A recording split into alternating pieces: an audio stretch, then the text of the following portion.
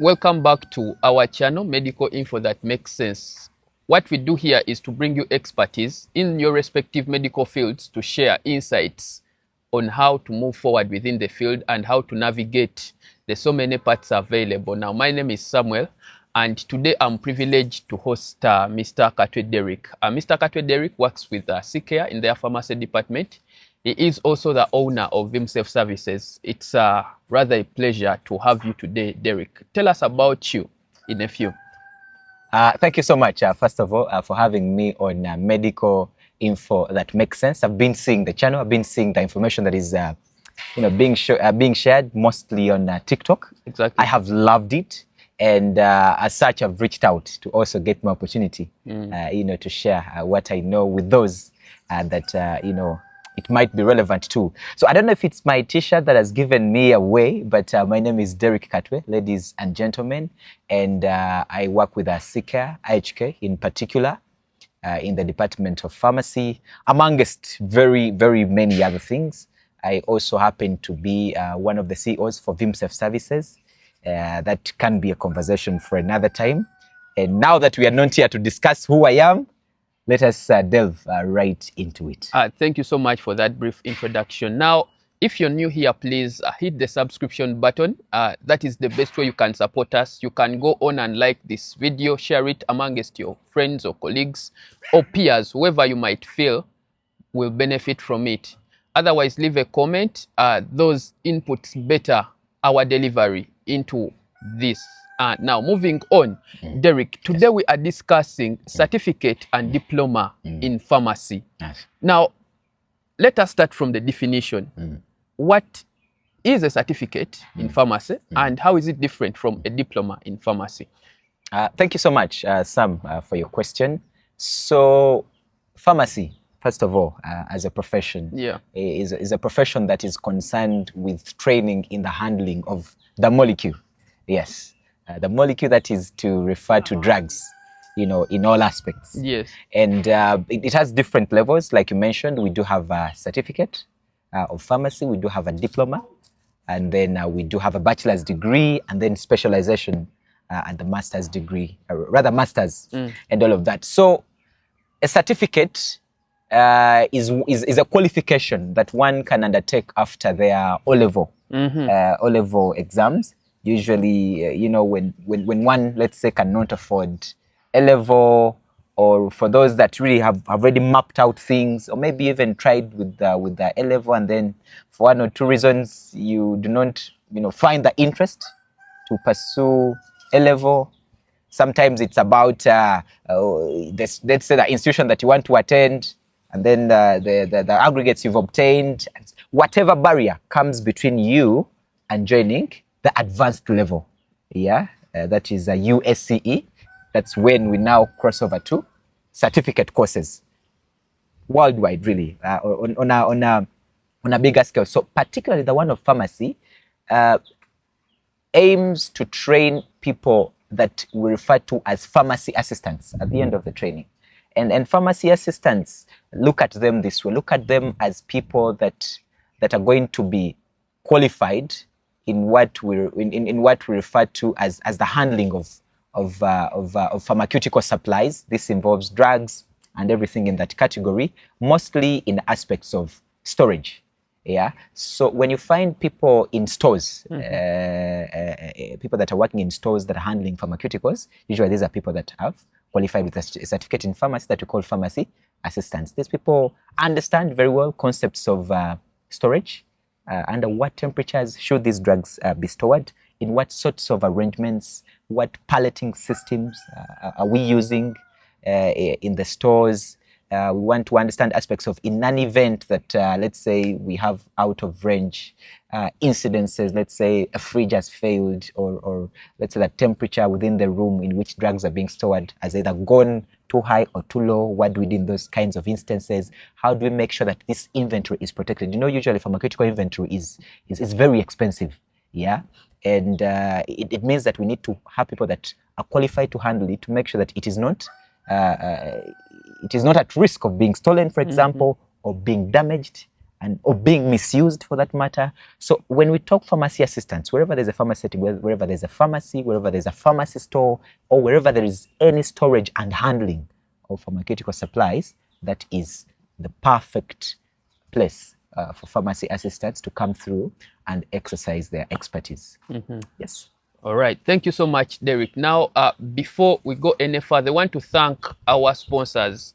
That is St. Julian Schools of Gayaza. Thank you so much for making sure that now this information is made available for so many learners, but also colleagues in the field who think that it is important for them to upgrade and upscale within their profession. So thank you so much, St. Julian Schools of Gayaza. Reach out to the head teacher, the 21st century head teacher, Mr. Katelega Mark, for more information. You have been very pertinent, as you talked about, a certificate in pharmacy.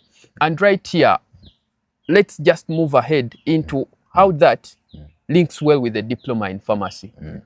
So thank you so much for that question, Sam. So a diploma in pharmacy, one can attain a diploma in pharmacy in two ways. One of the ways is when you've finished your A-level, right? And again, it's usually not a first choice for many that have first sat for A-level, because as you remember, usually the dream is when A-level is done, we are always looking at bachelor's degrees. Exactly, isn't it? yes. And the truth of the matter is when we are seated in that science class, the entire school is looking at us as being the brightest minds in the institution. Yes. It's never an easy thing to make it to a science class, where the science class was not a very big class. The arts class was very big, stretching, a cup of hose and whatnot. And yet the science class was rather a small class, and the idea was 100 seats for 100 smart students. That's how we used to call it. Yes. So by the time, again, senior 5 was usually a much bigger class. Even the science class was usually bigger. But then senior 6, because the exams that we used to have at the end of third term of senior 5, yes, would be used as a determinant. It would stop, isn't it? Yeah, sure. Yeah, so the exams that we used to sit at the end of the third term were determinants of which students actually did really have it in the combinations that they had chosen to proceed and go in senior 6. So the senior 6 science class strictly had only 100 seats in it. I'm not sure if it's still the practice today, but you actually did have doubts then, but you would go in there and count, and there are exactly 100 seats. It didn't matter if there are 700 students in the science class of senior 5. It only had to take the best of the best too. And so when you are promoted to senior 6 in the science class, yes, you're just thinking we have got to be the smartest batch in this institution. Yes. And with that, for that particular year, yes, and with that comes a lot of expectation from the institution, but also from yourself. So at that point, you're already thinking, okay, so it's going to either to be MBCHB, that is a Bachelor's of Medicine and Bachelor's of Surgery, yes, or a Bachelor's of Pharmacy, or I don't know, Bachelor's of Anesthesia. You always think about within the prestigious courses in the medicine field. Exactly. And only at the bachelor's level, isn't it? Yes. Yeah. So again, for many, it is not a first choice. But unfortunately, look, we have universities and whatnot. For some, for particular batches, not everyone can fit in there. Yes, isn't yes. it? And for some, for example, let's say we can only afford government universities, because we know tuition differences between a government university and a private university. Exactly. So tuition and whatnot. But remember, government universities are also very stringent. The whole point I'm making is, out of the many students that sit for these, science combinations and actually get the 2 principal passes, which is the basic requirement for one to proceed and pursue a bachelor's degree, there's quite a significant number that cannot get their desired course, either because of money or because of cutoff points and all of these different things, or a lack of knowledge, a sheer blatant lack of knowledge. And that is how now something called a diploma comes on table. Yes. So in this instance, I'm going to particularly discuss a diploma in pharmacy. So yes, for me, in my case, that was such the case. I was a dreamer. I wanted to get a bachelor's of pharmacy. I did submit my what are they called? Application forms and whatnot. Yes. Submitted them to my dream universities and whatnot. Unfortunately for me, like it is for thousands other dreamers. It did not come to fruition, and that is when now I heard of a diploma for the first time. I actually shared recently on my TikTok page the percentage, precise staggering percentage of 40% students who are declared by USCE that they have actually excelled to the next level of their academic journey. And 40% of what is declared actually settles for either a certificate or a diploma. And that 40% is absorbed by the so many institutions that we see around. Correct. And what you are just putting up right here is the sad reality that in as much as we are planning for a bachelor's degree, there is a downside of a certificate and a diploma that is waiting for us. Correct. That is why it is, for me, very important that students have a 360 kind of view about what awaits them. Correct. Right? Yes. All right, you can proceed. So lo and behold, I do hear about a diploma in pharmacy, and now I made a promise that when you do the diploma in pharmacy, you are still on the right track. For some, I mean, you can eventually, end up in the bachelor's that you wanted in the first place. Long story short, I get enrolled for a diploma in pharmacy, and I'm not going to sit here and tell the viewers that it was a horrific experience. No, it was not. And I'll just try to highlight for you what a diploma in pharmacy can look like. So again, I was just trying to tell you about how one might end up. In fact, by that journey that I just described for you, I'm thinking that over 90+% of the students that end up in our diploma level courses that we speak about have most likely have gone through exactly the trend I just described for you. They can relate with the experience that I'm sharing right now. Because look, the reality of it is that no, you've never heard of diplomas throughout your education, not at O level, not at A level. No one really ever mentions it. In fact, our teachers are always saying, I want to be so proud that in a few years I want to be the teacher that has taught pharmacists and doctors. Those are only two professions most of the times that they actually do mention. Anyways, a person that has qualified with a diploma in pharmacy by the Allied Health Professions Council, which is the body, the umbrella body where these professionals are subscribed to and registered under, this person is referred to as a dispenser, correct? So again, in our training, we used to refer to ourselves as pharmacy technicians until I went to get my certificate of registration from Allied Health Professions Council somewhere in Tinda, and I was told, no sir, we do not have any term like a pharmacy technician around here. You guys are called dispensers. Once you have a diploma in pharmacy, you are called dispenser. What do you mean a technician? Long story short, I think I love the title. I think it's a bit of fancy, the pharmacy, the technician aspect of it. I loved it. I want to be very honest. But I was told, look, you are called what? Dispenser. So who is a dispenser? And what exactly are they capable of doing? So for 3 years, you're studying a diploma in pharmacy. So what you're studying in there as a dispenser, you're getting a 360 understanding of drugs in general, okay?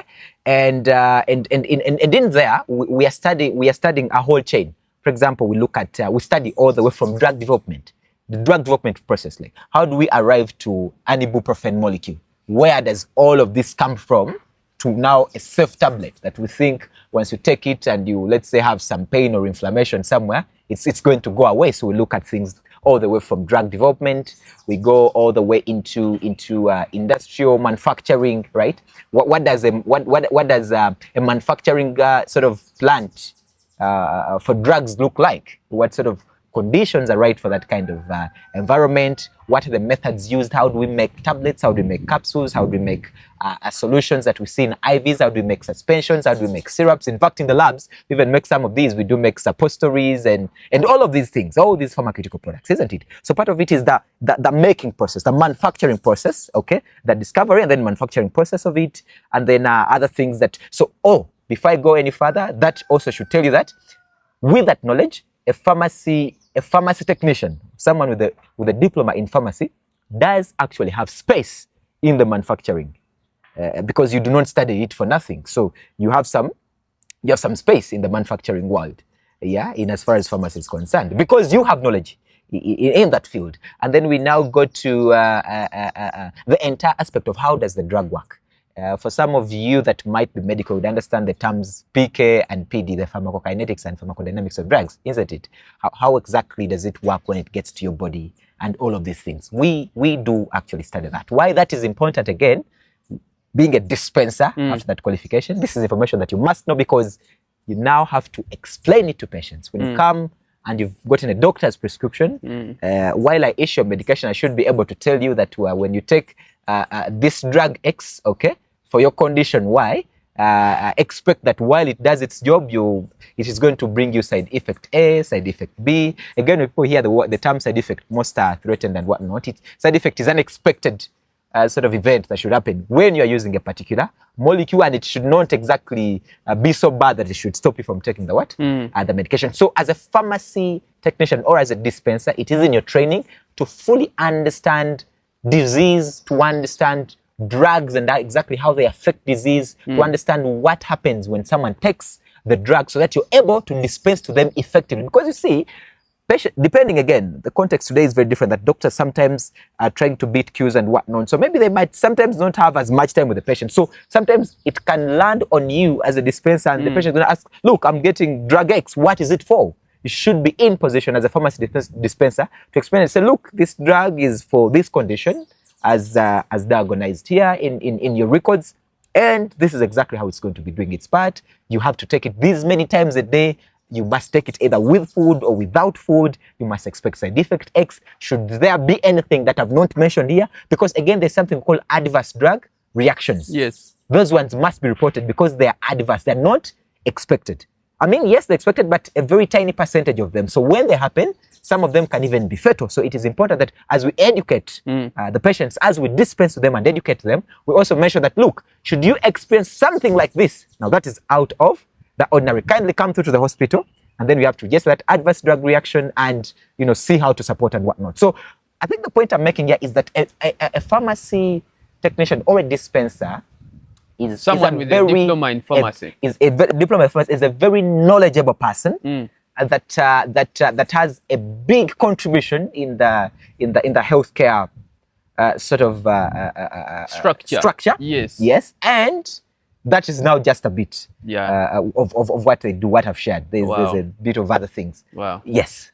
Thank you so much. That was rather very elaborative, including your personal experience. Yes. And really, I want to capitalize right there on your personal experience. Yes, sir. Understanding that it's been a while now that you've been in the field and you have seen where certificate pharmacy and a diploma pharmacy fit into this healthcare. Because for one of the students maybe out there and they are planning on making the decision to end up in the pharmacy field, they want to understand, am I right that if I chose this particular field, that there is guarantee for me to actually come out here and I have work to do?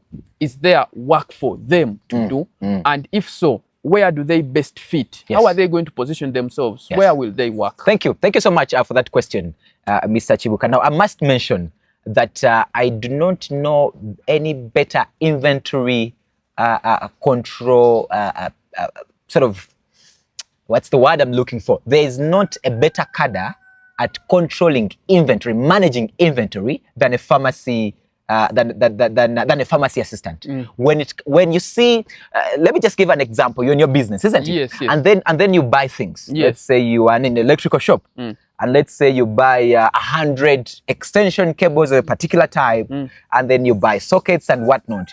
You want to monitor your inventory. So as you sell it, you want that when you have 100 pieces that you bought, and let's say you're using a system or a manual receipting system, you want that if your receipt book is showing that you've sold 30 of them, you want to look back in your stock and you're seeing 70 extension cables, isn't it? Exactly. And now, unfortunately, this is not usually the case, especially when it comes to sensitive substances like drugs. Okay, because they're at a high risk that, anything can go wrong. It can be, someone can tamper with them. They're also very small in terms of... Yes. Now, when you look at tablets, sometimes it might be difficult to realize that something has changed. So you need someone that is qualified and stringent. They have the skill to make sure that besides them being stored under right conditions, again, we can lose millions of money if we don't have the right people that are handling these drugs. Exactly. Okay, we can lose.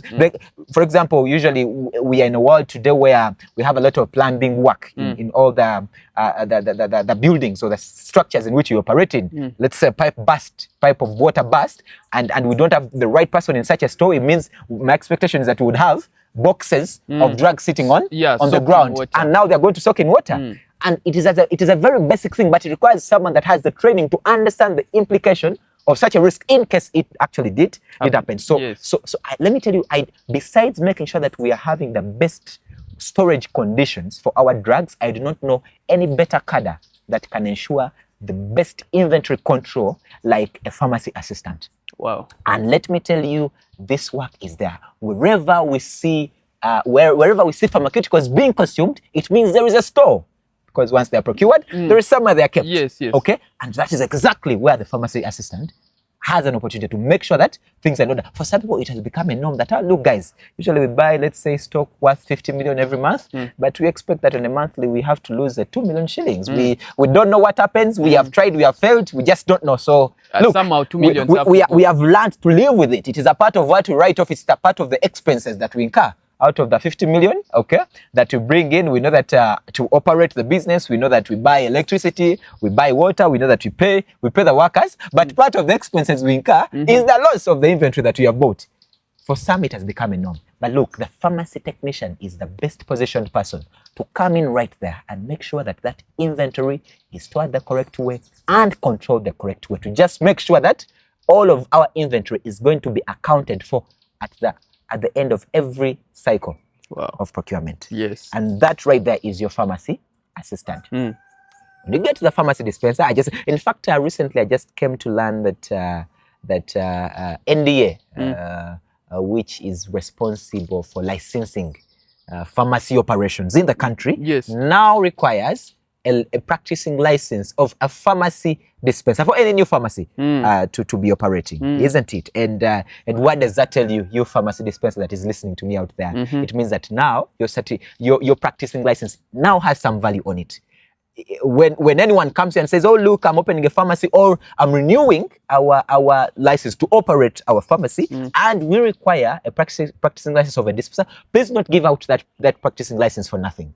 Sit on a table and negotiate with the person that you're giving your practicing license. There should be some value for your license, isn't it? Because now that is a new NDA requirement, isn't it? The same way that we have always known that you cannot operate a pharmacy without a pharmacist's practicing license. Now, why has NDA thought it wise that it is a part of the requirements? We must have a dispenser in those premises. Now, for a long time, again, when you look at the dispenser, as a profession, isn't it? For a long time, it was sort of an open space, isn't it? We have had nursing cadres, a lot of respect for nurses. There is not a structure in their healthcare that they have not, come in to support. They are very. I think that, in fact, for me, they are the most important of this, because they are holding up so many of our structures. Coming back to my point, we have had nurses come in. We have had other people from other qualifications from within the medical field come in and participate actively in dispensing, isn't it? Yes. But you see, the truth is the best, most equipped person with the right knowledge, okay, to be in a dispensing role is someone that has a diploma in pharmacy. Now think about how many places that a dispenser can be. Look at every community pharmacy, including that one where you just got lozenges from yesterday when you had a sore throat. Yes. That one next door where you have to go and get a paracetamol syrup or rectal diclofenac for your child when they're very hot in the night and whatnot. The person that should be in that place, the best person, the best fit person for the job is a pharmacy dispenser. Now think of how many we have in the country. There are very many. There should so be very many pharmacies, isn't it? And the people that should be inside of those pharmacies are pharmacy dispensers. Let us go to now hospitals, isn't it? Again, hospitals are very busy places. And yes, like I've mentioned that our brothers and sisters in the nursing profession have been very supportive in as far as the dispensing practice is concerned. Okay, they when you go to some hospitals, some of them are actually still there. But you see, like I said, the best person, again, relating this to the history of the training that I've just shared with you of a pharmacy. Again, I do not know much about what exactly the nurses specialize in and other professions, but I'll tell you with authority, yeah, having trained as a pharmacy dispenser myself, that the best person, again, even in the hospital practice, for any dispensing work is supposed to be someone with a diploma in pharmacy. Yes. Are we there? Yes. Again, it does not stop there. Let me take you a bit to we've heard of NGOs that are in spaces like reproductive health, Mild May, for example, and others. When anyone walks in and goes sees a doctor for whatever reasons, it must be a pharmacy technician or a dispenser that is handing over whatever it is this person is taking. Okay, let us say someone has gotten whatever sort of service and they need antibiotics, for example. It must be a dispenser, okay, to provide the proper medication, okay, to dispense the medication. A dispenser has an eye for drug interactions that I'm not very sure another cadre might have.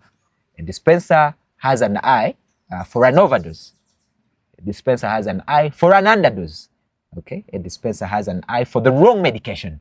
A dispenser has an eye for a contraindication. And all of these things, not to say the others do not have, but that is what a dispenser is trained for. Therefore, wherever a drug is being dispensed as part of care, a dispenser must be there. So I've spoken about all these NGOs that are out there and are giving medical services. It must be dispensers, people with a diploma in pharmacy in those spaces actually doing this work of dispensing drugs, but also information to patients. So which other environments can I think about? Don't forget to mention that today you have the permit to do private practice. Oh yes, I have had rather a lot of conversations around that area. There are so many controversies around it. Yes. But yes, I've heard that there is an intent, yeah, for the dispensers under their umbrella association to go and get licensing from the Allied Health the Professions Pharmacy Council. Professionals Association of Uganda. That is your umbrella association. Yes, the Pharmacy Professions Association of Uganda. Yes, and I think what the members are trying to advocate for is that they get licensure from Allied Health Professions Council to also be able to open up a setting of drug sort of operation, isn't it? Drug business operation of some sort. The same way we have pharmacists now, of course, with pharmacists. Of course, the same way you have all other diploma cadres do their private practice. And now that is also another big opportunity in this field of pharmacy with the qualification of a diploma in pharmacy. Of course, not forgetting that when we come to upgrading opportunities, the truth is you stand a much better chance than a senior 6 graduate. I think graduate is the wrong term. Someone that has sat for senior 6. Yeah, I want to think they have graduated with a certificate of a USCE certificate. When you have your diploma in pharmacy, I think again I could be wrong, but I'm convinced that if I were in that institution and I'm the one that is recruiting, I want to think that a person with a diploma in pharmacy has an edge. Why? Because they already have prior training. That means they're very sharp. They've also been practicing. Wow. We are coming to the part of upgrading. But I think that is too. Am I too early for it? Yeah, surely. Yes. All right. Thank you so much, listeners out there, for joining us for this conversation. We are discussing certificate and diplomas in pharmacy and how you can move along that path. Now, don't forget that we are proudly sponsored by St. Julian Schools of Gayaza, but also please consider to subscribe for this channel, because that is the best way you can support us now so that we can grow and bring you more of such speakers so that they can enlighten us on some of those events. Now, Derick, you are very passionate about the pharmacy profession and things associated with pharmacy. That is rather very good. Where do you pick your inspiration? I think that the year is around 2018, around 17, 18 there. And there's a gentleman I meet. He's a pharmacist at the time. Of course, he continues to be a pharmacist up to this day. And that was after my senior 6. Again, I did have inclination towards pharmacy because, again, personally, I have always thought the field of, again, like I mentioned, at USCE, our teachers are almost always mentioning 2 things. If you've sat in a PCB BCM class, right? They're always going to be mentioning medicine and surgery and pharmacy. Yes. I don't know, guys, if they've mentioned anything else in the classes you've sat in, but those that I've sat in, and other people that I know, those have always been the courses that we have always, all of us, always what? Wanted. And anyway, so I had a bit of inclination, and the reason for that is that I felt always that medicine and surgery was a bit of too demanding for my liking. Okay, I always thought, oh look, it does not always have to be the hardest way, isn't it? Is there a way that we can care for patients, but you know, less strenuous than it is? That is anyway what my feeling was, and so I had a bit of inclination towards pharmacy. But there's this gentleman that I meet, and he just sat there like we are seated here now, except that there was not a camera to record our conversation. But he was telling me about the enormous opportunity that the field of pharmacy can open up for me if I chose it over any other field. Now, let me just try to paint for you the picture of what this gentleman painted for me. Today in Uganda, we do have manufacturing happening.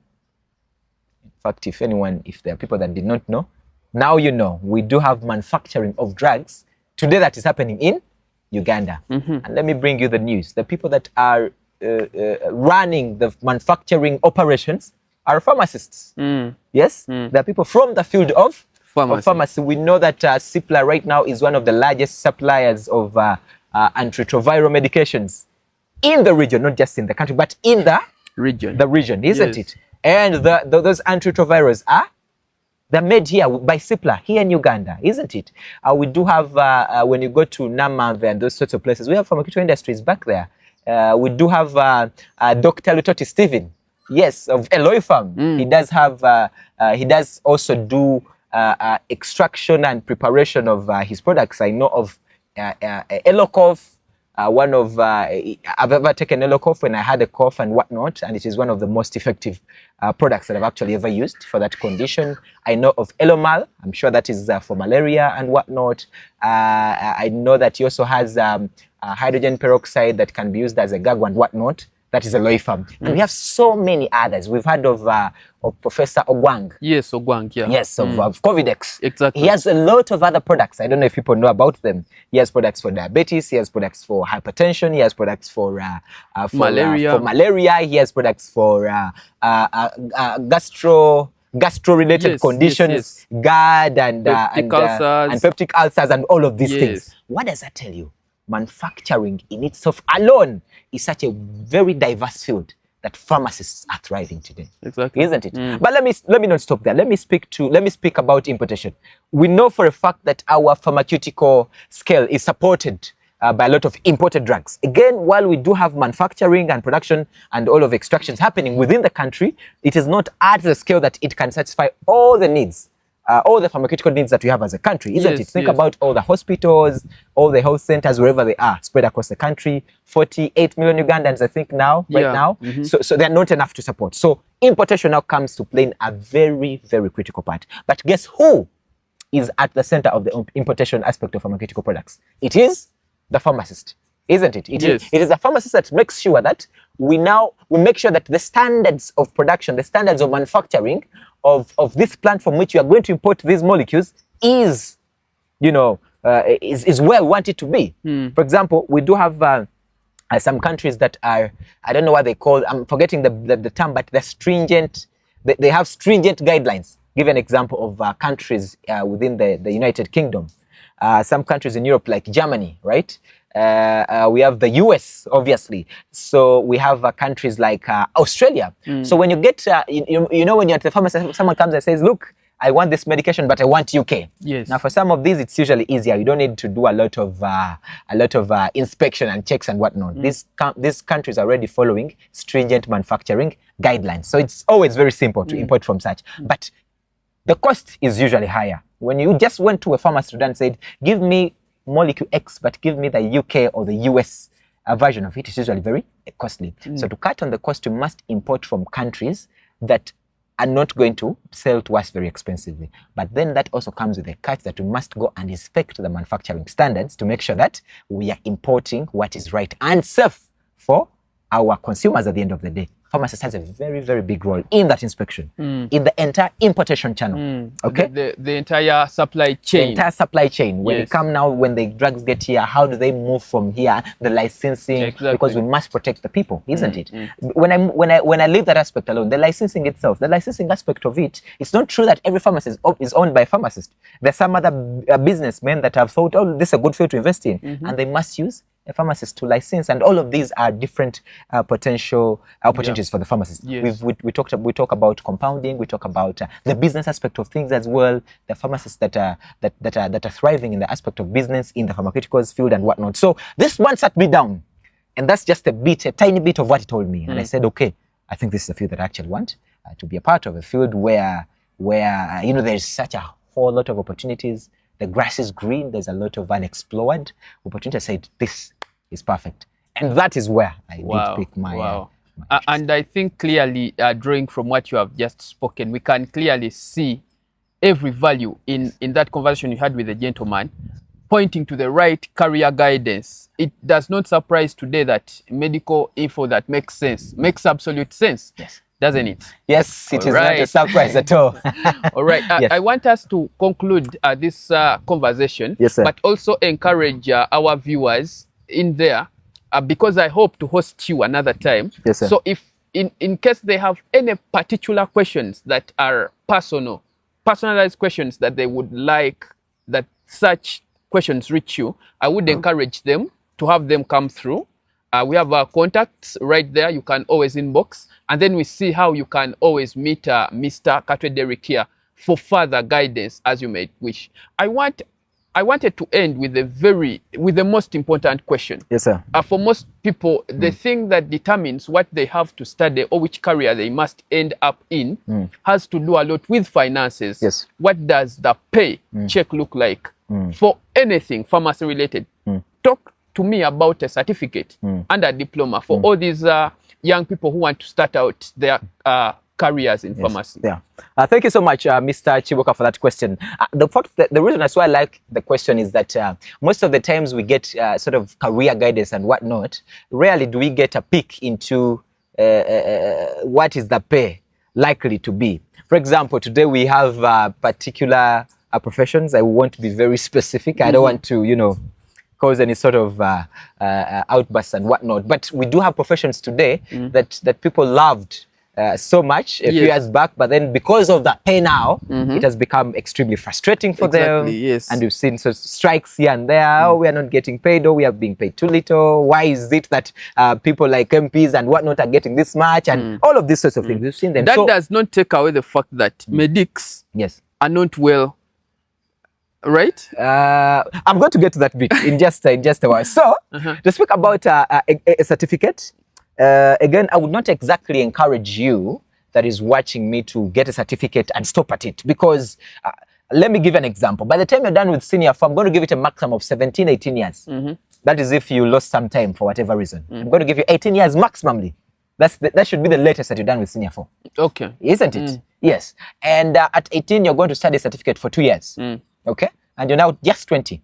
Just 20. You have a whole lot of time ahead of you. So as you practice, I want to encourage you to always seek opportunities to upgrade. That diploma level is waiting for you with open arms. Yes. I want to encourage you to go and upgrade. Now, when you have a diploma, again, I also want to encourage you to upgrade very, very much so. Because again, the other thing that people I think must understand is that it is not always true that when you have a diploma course, for example, like I have a diploma in pharmacy, that the only field in which I can upgrade is pharmacy. It's not true that the only qualification I can get and those are the details that I want us to actually dive in the next session. In the next session, because, right. Yes. Let me not be the spoiler, isn't it? Exactly. Money. Have I been trying to dodge the question? I'm not so sure. But let's see. A certificate holder, I want to... Do you want me to mention specific figures? You can give us ranges. Ranges, I think. Okay, that's okay. So a certificate holder in pharmacy, I'm going to give you a range of between 400,000 to 600,000 shillings per month when you're doing your job. Yes. Again, there's an aspect of negotiation and whatnot, all right? But that is going to be the range that I'm going to give you. Quickly moving on to a diploma. Now, a diploma is a bit interesting. Now, again, look at the licensing aspect coming in. Now, this is not hearsay. These are not rumors. These are facts today. okay, Yes. that every pharmacy must have a certificate of a dispenser, okay, for it to a practicing certificate of a dispenser for it to operate, isn't it? Yes. So that is one source. And if you're not licensing any pharmacy, I think it's high time that you go and ask the questions. That's on them. That's on you. Yes. But people out there, including myself, you are licensing. I'm already licensing and I'm enjoying a bit of that money. Okay. And that's a fact. Yes. And now, besides that, now we get to the pay. Now, the pay for, again, negotiation is very important. But look, I'm going to give you a range of between 700, 800, stretching all the way up to 1.5, 1.8 a million shillings per month. Right? Yes. Again, negotiation is very key. Now, I'm speaking take home. I'm not speaking taxable, because we know that, let's say we could sign papers and say you're getting 1.2, but then when you do all the deductions, we know we have NSSF, we know we have pay as you. And again, if you have an employer that is not paying for you NSSF, they're doing you a disservice. Please ask the question as to why. Yes. So anyways, payee, NSSF, and any other smaller deductions, local service tax, usually, let's say with the 1.2, would end up with about an 800 something, isn't it? Yeah, so I want to speak only specifically in terms of take home. What am I left after all the deductions? So I'm going to give you a range of between 700, 800 as the lower end, up to about 1.5, 1.8 as the higher end in a diploma in pharmacy. But now that is where you are actively working. Not forgetting that you can also make some money from the licensing aspect using your practicing license. Wow. Yes, wow. Thank you so much. Today we hosted Mr. Katwe Derick on our channel here at Medical Info That Makes Sense. Now, I want to thank all of you that have made time to listen in to us. We are just having one of the very many we are yet to host. Yes. And today we have been talking about a certificate and a diploma in pharmacy.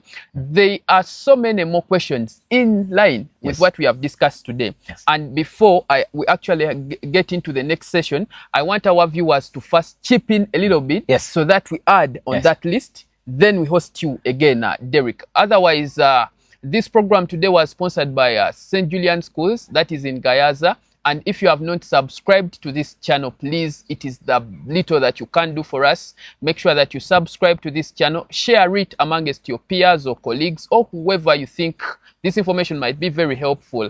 Otherwise, thank you so much, Derick, for making time. It was a pleasure, sir. Yeah, sure, I think. And on the next episode, yes, sir, we shall listen in onto what Vim Self Services has to do for us. Hopefully, I will be more than happy to also break down for the people that are listening in what the badge I have on my t-shirt today is all about, what we do as Vim Self Services, and how that can be of relevancy to our viewers today. Thank you so much, everyone, for listening this afternoon. Thank you so much, guys, for following us. Cheers.